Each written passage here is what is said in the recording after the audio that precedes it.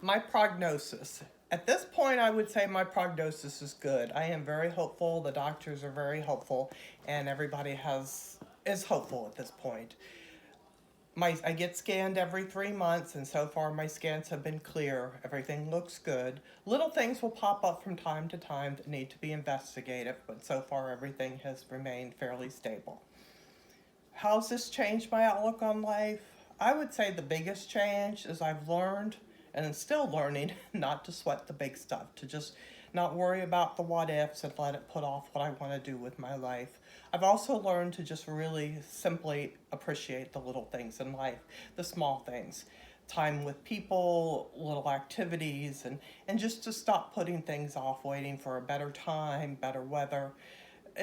For an example, my husband loves baseball, and so do I, and we've been Braves fans for many years. My husband was a Braves fan as a little kid, and my son used to watch the Braves on my husband's lap when he was 3 or 4 years old. So, one of my bucket list items was to see the Atlanta Braves play down in their new stadium, which they opened last season.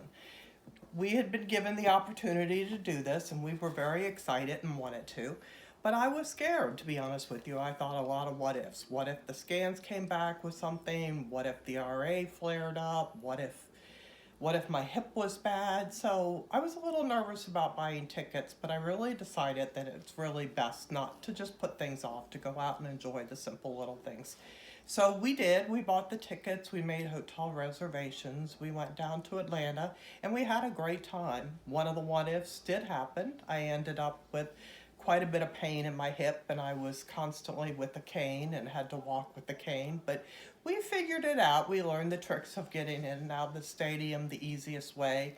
We learned what gate to exit to be able to get a cart back to where you could pick up the cab, and the cabs figured out how to drop me off in front of the proper gate. And so we made the most of it, and we really had a great time. We thoroughly enjoyed ourselves. In fact, we extended the trip for one game because it was Freddie Freeman bobblehead night, and that was one of our favorite players. So of course we didn't want to miss Freddie Freeman bobblehead night. So we extended the trip to go and see that game. That night we were waiting in line to get into the stadium, and one of my favorite all-time retired ball players, Brian Jordan, was walking into the stadium at the time.